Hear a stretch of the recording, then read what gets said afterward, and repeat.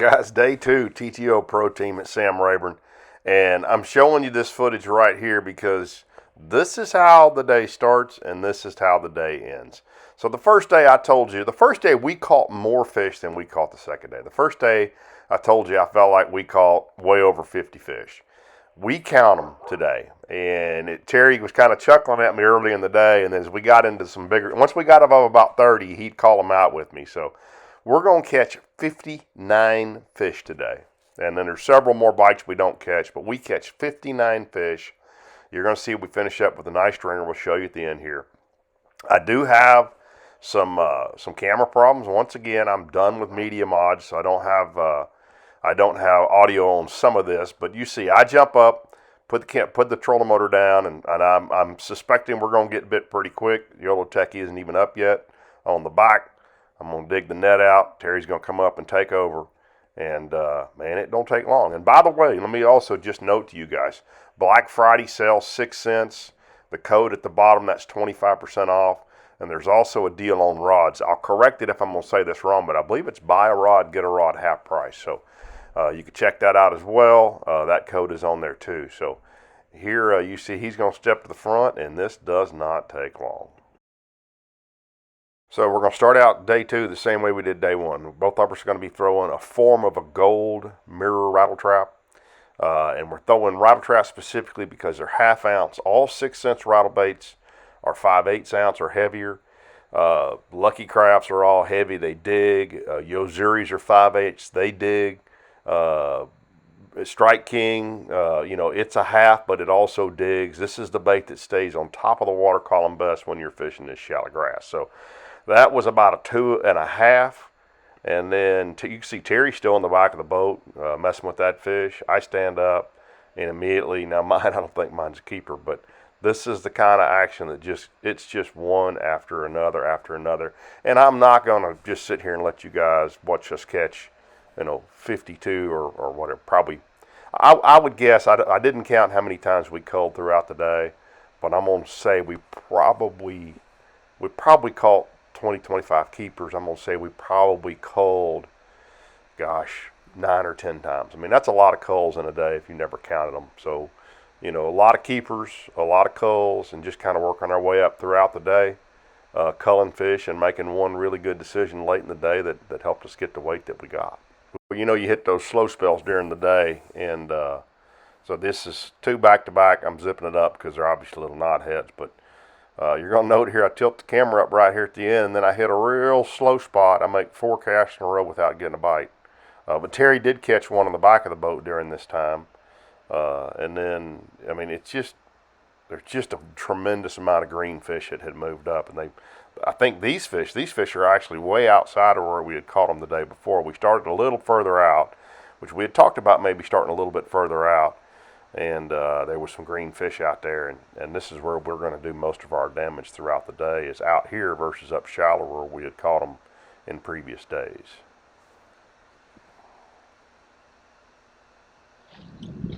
All right, I finally take a minute and get the back camera up, and you know how a song gets stuck in your head? The song, there's a Cheech and Chong's movie where Cheech Marin sings "Smoke on the Water."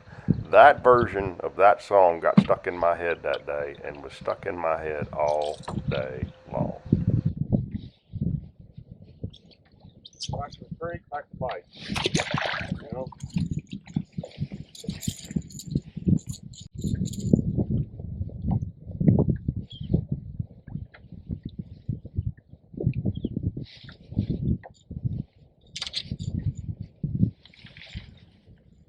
Might be a keeper, Ken.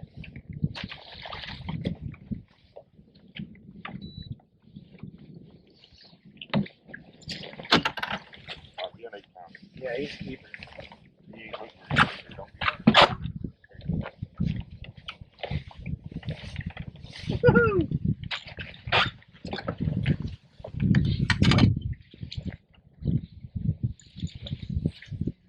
You say back to creek, back to bite, right?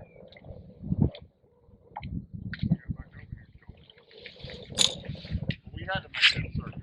Yeah. I know it's hard to hear what we were saying there, but what I had said was back to the creek, back to the bite, and I said, but we had to make that circuit. So there's a big flat off to the side of this creek, and the prior day, all of our big fish had come off that flat. So we had gone up and made just a real quick circle on that flat, not gotten, well, caught a couple of small fish, but then came right back to the creek. And as soon as we got back to the creek, we started getting bit again. And I made a decision right here. The bite had slowed down a little bit. We had caught, I think, over 20 fish at this point. And you'll see, I just picked up a new trap. I just picked up an orange trap, and this is my first cast with that orange trap.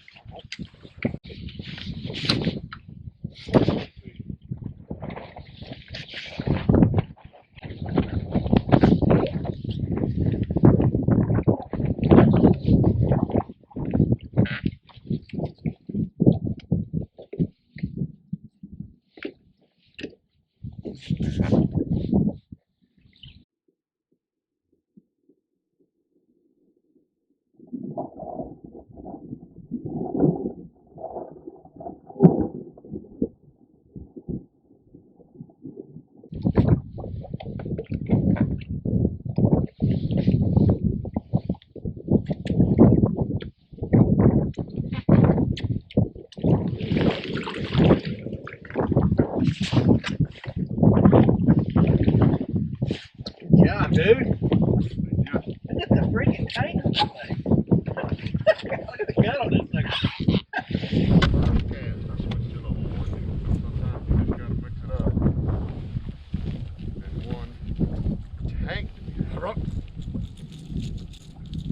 I thought your fish was bleeding as me.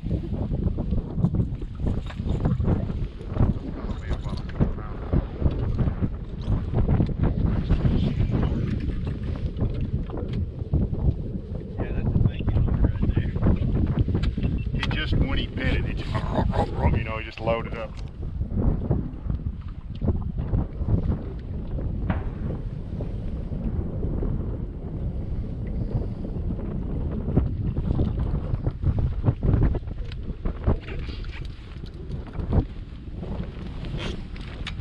I got a good one, Ken. Huh? I got one. Good one. I think it's cool.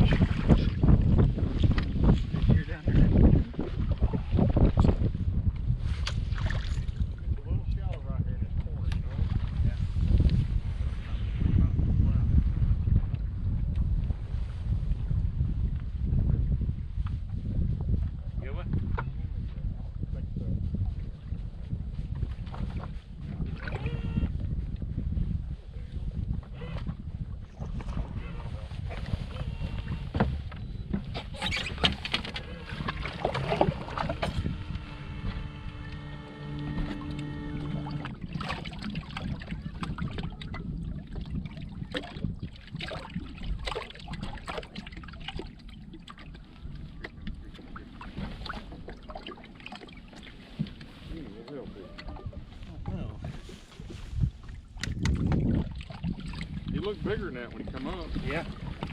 I think that big one got off and this one got a hold of it.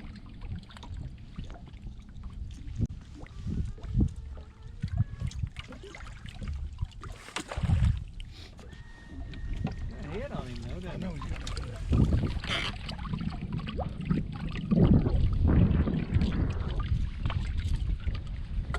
37 for the day, but I don't think he's going to help us. So as you heard there, that was fish, I think 37. And so Terry had caught those. He had caught one a little over 6 and one a little over 5 in practice. And he said it was real easy. He pulled up. He saw the fish on the side scan. They were basically set up on a drop between 15 and 18 feet deep. And they were around but not in brush piles. He said so they were real accessible. He was catching them on a 8XD.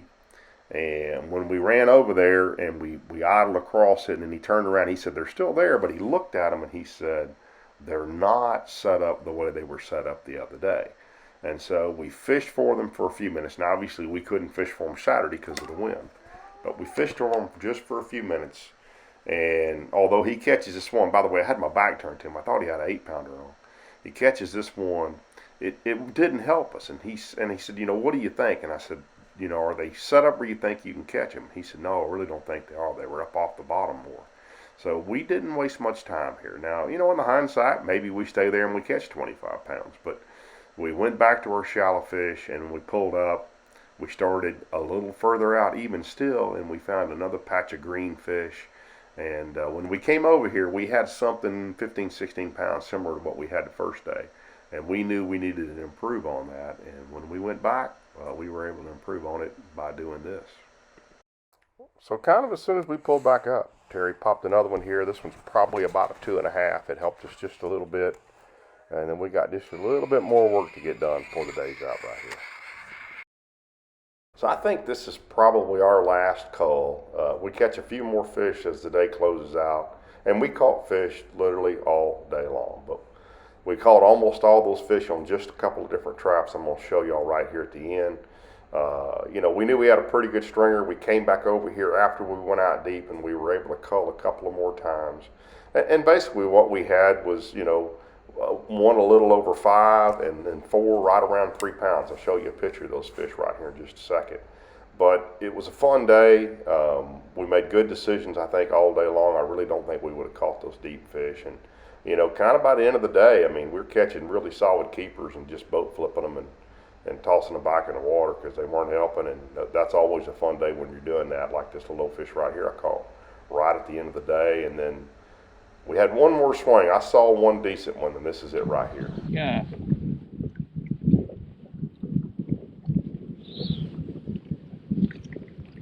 53 is not much to speak of. That's unbelievable.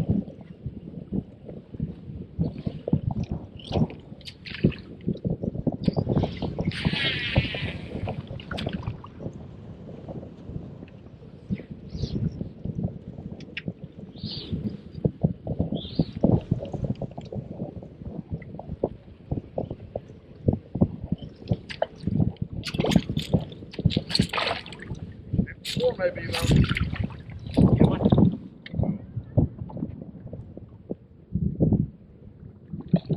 I think it's a solid 2-pounder. Got a buddy with him. Pick up and throw. So his buddy looked like a 3.5 pound fish, but we unfortunately didn't get a hook in. But that was kind of what I saw was our last chance to really improve, and it wouldn't really made a difference. So, fun day.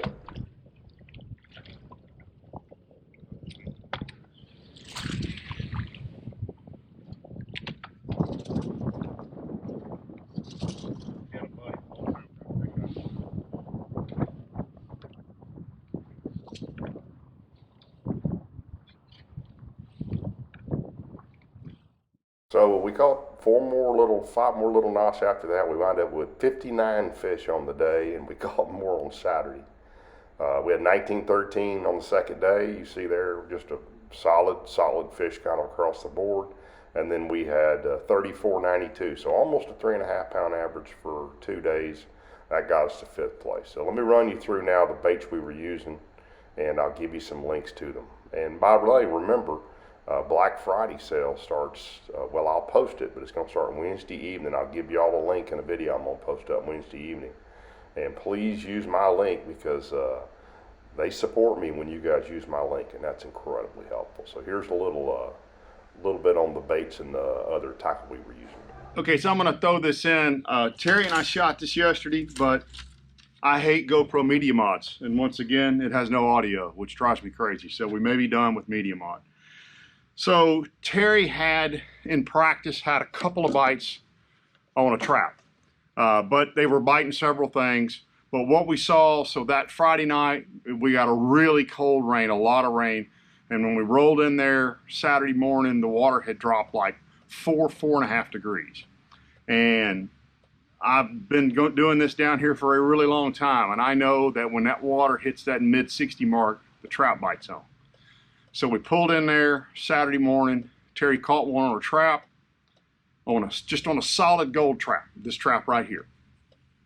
And I threw a chatterbait, threw a chatterbait, threw a chatterbait. He caught a second one, then he caught a third one. Just bang, bang, bang. This is in 7 or 8 minutes. And look, my team partner for a long time was arguably the best rattle trap fisherman in the country, Dickie Newberry. You could say he's not, but the dude literally has won the rattle trap tournament a couple of times. So I have stood next to him so many times throwing other stuff because you always think, well, you know, maybe you'll catch one on a chatterbait that they wouldn't have been on a trap, and just gotten just my butt kicked. And so I'm done with that. When they show me they're going to bite that trap, I pick up the trap. So we were in Terry's boat Saturday. He gave me a gold trap. He continued beating up on me a little bit, and again, I've done this a long time. The grass was really shallow, and we're throwing traps because all the 6 cent stuff is 5/8 ounce. They're heavier baits and they dig a little more. The trap is one of the best baits to keep up and not have it get down in the grass. It's easiest to fish shallow. So I said, what line are you throwing that on? He said, I'm throwing it on 20. So I immediately switched to 20. I had been throwing it on 15, and immediately I started getting bit. So then yesterday, and again, we had, as you guys saw from the first day, we had well over, well, you don't see it in the video footage, but I had said at the end of the day, we had more than 50 bites. So we counted them today, Sunday, and we had 69 fish, 2 on a Carolina rig, 1 on an 8XD, and that leaves 56 on the trout. And I had 3 colors tied on. I had a brown eye. Did not get bit. Didn't throw it much again. So even when it slowed down, when I would get a bite or Terry would get a bite, they would have it in the mouth, down the throat, crossways in the mouth. We only had a few fish sort of slap at it. And when they start slapping at us, when we start changing colors. So we started the day, and just to have something slightly different than Terry's, I was throwing an orange with a black back with a red and orange belly. Gold with a black back and a red and orange belly on 20-pound line. By the way, I finally settled on a trap rod in the Lew's lineup. It's this rod right here. It's the Mag Bass Rod 3. Now, I was also throwing it on a 1, and I was throwing it on the old series of that Bass Rod 3. I like the 1 and the 3 both. The little stiffer rod is when you got to rip it out of the grass. We were fishing it over the grass, so I was fine with the little more limber rods. They'd really good. And then the big fish, you saw me, I caught 2 of our big fish on that bait. You can see that bait, that's not the first day that bait's been thrown. I'll put the color right there because I don't know my Bill Lewis colors right off the top of my head, but that's the baits we were throwing. 6 8-to-1 reels, all of them. We've heard us talk about that before, so you keep that cadence the same. Love that length rod. That is the Mag Bass 3 is it's a 7/6. So that's what works for me. Mag Bass Rod 3, 20-pound line, and those specific 2 traps. But I had 4 traps on the deck when we left. I also had a bleeding shiner. You got to rotate to them if they're not eating it or if they're slapping at it. And once they settle on a bait, throw it until you start catching them outside the mouth, and then start varying a little bit off either side of it. And that should improve your trap fishing, guys. So hope you enjoyed that video. Thanks for tuning in. Apologies for Terry for not having him on this, but once again, we had a little audio issue. So we'll see you guys back with more map tips real soon.